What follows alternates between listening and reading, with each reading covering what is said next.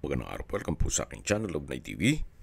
Patalasasan po, meron po ba kayong mga properties na napapabayaan or non-performing assets?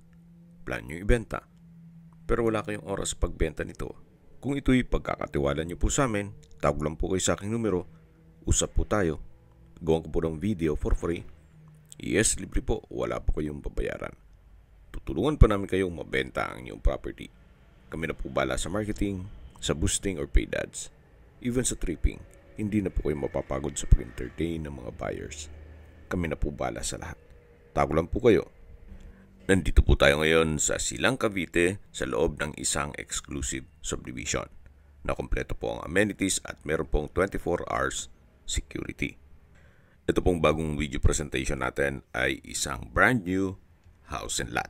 May lot area po ito na 157 square meters at may floor area na 193 square meters. 4 bedrooms, 4 bathrooms, maid's room with own toilet and bath.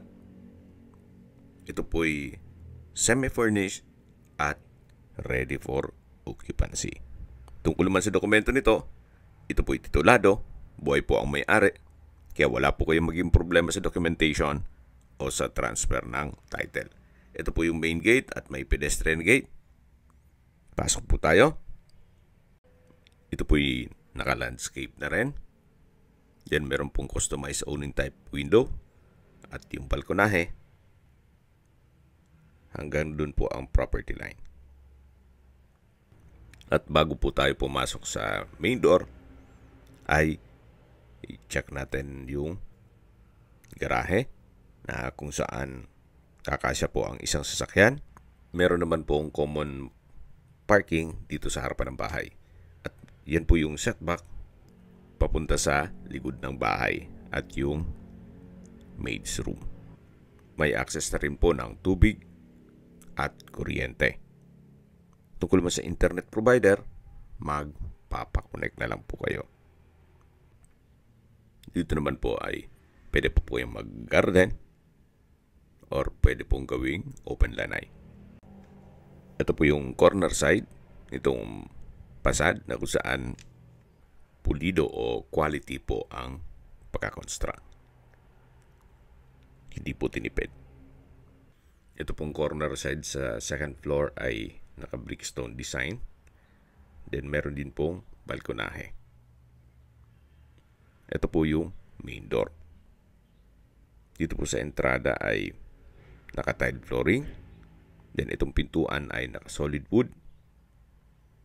At welcome po dito sa bahay ni Mama at Sir, na kung saan ito po yung living area o salas na meron pong modern design chandelier. Meron na rin pong sofa set with center table. May understair shoe rack. Naka-ceiling cove design. At may cove lights. Then premium tiles po ang ginamit dito sa flooring. Meron na rin pong curtains.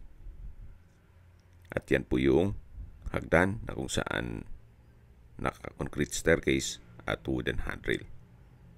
Dito naman po yung dining area at kitchen. Naka-tile flooring na rin po dito at ito po yung formal kitchen. Meron na rin pong refrigerator. Then may kitchen countertop, stainless sink with faucet, built-in gas range and range hood, modular kitchen cabinet, wooden shelf, at storage ng kitchen utensils. Ito po yung access door na papunta sa maid's room. Meron po itong sariling toilet and bath at meron pong access door na pupunta naman yan sa garahe. So nakabukod po ang entrada nitong maid's room. At may spasyo pa po dyan na pwede nyong gawing service area. Balik po tayo dito sa loob at check natin yung toilet and bath dito sa maid's room. Kompleto na rin po, gaya ng hand wash basin, water closet, at meron din pong shower. Naka-tile bathroom wall na rin po ito. Okay, labas po tayo at check natin yung ibang parte nitong bahay. Ito po ulit yung formal kitchen. May kitchen countertop, built-in gas range, range hood, and stainless sink. At mula po dito sa dining area, matatanaw natin yung powder room at yung unang kwarto. Kung meron po yung PWD or senior citizen sa pamilya, etong kwarto na to ang para sa kanila. Malaki din po ang espasyo, may bed frame and mattress, may crystalite center lamp, ceiling cove design, wardrobe, tile flooring, at meron po itong sariling toilet and bath. Naka wooden door. Then meron pong hand wash basin, vanity mirror, water closet with bidet, hot shower set. From floor to ceiling po ang tile bathroom wall. Meron din pong bathroom window. Okay, labas na po tayo. At check natin yung powder room. Paglabas na po ay matatanaw kagad yung dining area at yung kitchen. Then yung access door papunta sa maid's room. Yan po yung customized glass window. Yung main door at living area. Then ito na po yung powder room. May hand wash basin, vanity mirror, water closet, exhaust fan, tile bathroom wall, may tissue holder. So kumpleto na rin po. At katabi lang po nito yung hagdan. Yan po, tunghayin nyo po ulit itong living area o salas. Nakakapaaliwalas po itong mga glass windows. Meron pong natural sunlight. Ito po yung hagdan na kung saan naka-concrete staircase, then wooden handrail, at tubular railing. Meron din pong modern design na chandelier.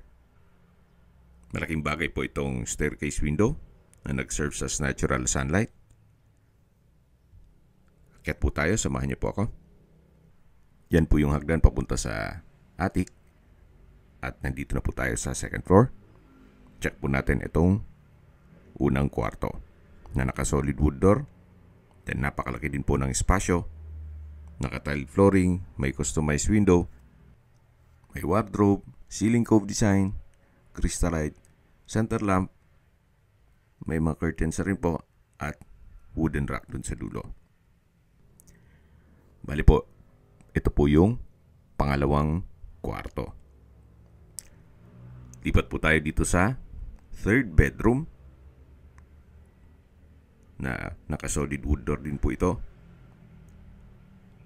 At sa espasyo, sakto lang. Hindi naman siya ganun kaliit at hindi naman ganun kalaki. Naka-tile flooring, may customized glass window, naka-ceiling cove design, may center lamp, then may mga curtain na rin po ang mga glass window at meron pong maliit na wardrobe. So ito po yung third bedroom. Yan yung pangalawang kwarto na naikutan na natin. Yan po ulit yung hagdan. At bago natin pasukin yung isang kwarto, ay check natin itong common toilet and bath. Na meron pong hand wash basin, vanity mirror, water closet, overhead shower, bathroom window, tile bathroom wall. So kumpleto rin po. At lipat na po tayo dito sa fourth bedroom o master bedroom. Napakalaki po ng espasyo. May mga customized glass window, may split type aircon, bed frame and mattress, tile flooring, then may access door papunta sa balkonahe, at meron po wardrobe. May sariling toilet and bath din po ito. Naka-solid wood door. Then same setup lang. Malaking hand wash basin, vanity mirror, water closet, hot shower set, bathroom window at from floor to ceiling po ang tiled bathroom wall. Tunghayin niyo po ulit itong master bedroom na napakaliit po ng espasyo. Ito po yung solid wood access door na papunta naman dito sa balkonahe o terrace na kung saan hanggang dito po sa dulo. Mapapansin niyo po, kahit po dito sa taas ay pulido po ang pagkagawa. Ito po yung naka-spandrel ceiling, then meron pong wall lamps, naka-tile flooring na rin po dito sa balkonahe, at babalik na po tayo dito sa loob kung saan ito po yung master bedroom. Labas na po tayo. At check na natin yung attic. Napakaganda po ng disenyo nito na maximize nila yung spasyo. Kung big family po, pwede na po ito sa inyo. Dito po sa attic ay napakalaki din po ng espasyo. Pwedeng gawing another bedroom. Pwede pong gawing study room or office or stock room. Depende po kung anong magiging purpose nyo dito sa attic. Meron din pong chandelier. So, bababa na po tayo.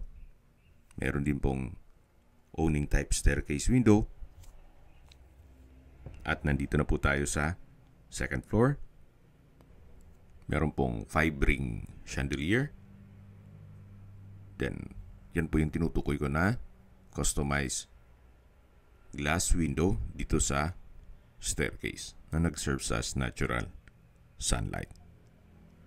Then, pagkaba po natin, nandito na po tayo sa may living area o salas na kung saan meron din pong sofa set, center table. Yan po'y freebies na ni owner. Then sa dulo po pala meron ding shoe rack dun sa may main door. Habang naglilibot po tayo, pag-usapan natin ang distance, location at travel time. Mula po sa Nuvali, ang distance is 3.3 kilometers at ang travel time is 7 minutes. Kompleto na po gaya ng malls, hotels, restaurants, banks, schools, church, mga business establishments at hospital. Yan po yung lagi kong binabanggit sa inyo na dapat nyo i-consider sa paghanap ng property, yung meron pong malapit na hospital. Hindi ko naman po sinasabing sakitin kayo. Yan naman po for emergency purpose lang naman. At mula naman po sa UST Santa Rosa Campus, ang distance is 14 kilometers at ang travel time is 26 minutes. Mula naman po sa Tagaytay, ang distance is 21.1 kilometers at ang travel time is 54 minutes. At mula naman po sa Calax, ang distance is 3.8 kilometers at ang travel time is 7 minutes. At kung manggagaling naman po sa Manila o sa airport, ang distance is 38.3 kilometers at ang travel time is 46 minutes. Opo, less than an hour, nasa Manila na po kayo. Ganun po kaganda ang lokasyon nitong property. Okay, sa presyo na po tayo. Binebenta po ito ni owner sa halagang 17.5 million pesos. Kung may mga katanungan po kayo, tawag lang po kayo sa aking numero. At sa mga kababayan naman natin na sa ibang bansa, meron po akong Telegram. Sa mga iPhone user naman, may iMessage. Meron din pong Imo, Skype, Viber at WhatsApp. Same number lang po, 0917-316-3399. Sa mga nagtatanong naman po ng aming Facebook, meron po aming Facebook page na Nov9TV at Facebook Reel Video. Meron din pong TikTok at Instagram. May ibang YouTube channel po kami na The Nov9TV channel, Nov9TV Listings, Nov9TV On The Spot, Nov9TV Updates, at Nov9TV House Rental. Sana po naibigan nyo ang video presentation. Paki-like and subscribe na po sa aking channel para ma-update din po kayo sa aking future listings. Kung sakali po hanap nyo yung mas malaking sukat ng lupa, meron din po kami ibang listings na pwede nyong pagpilian. Huwag po kayo mag-atubiling tumawag sa amin, then let us know your budget para malaman namin kung anong property pwede namin ilok sa inyo. Sa lahat pong viewer, subscriber at nagtiwala po sa amin, salamat po sa suporta. Ingat po kayo lagi at yung pamilya. Maraming salamat po.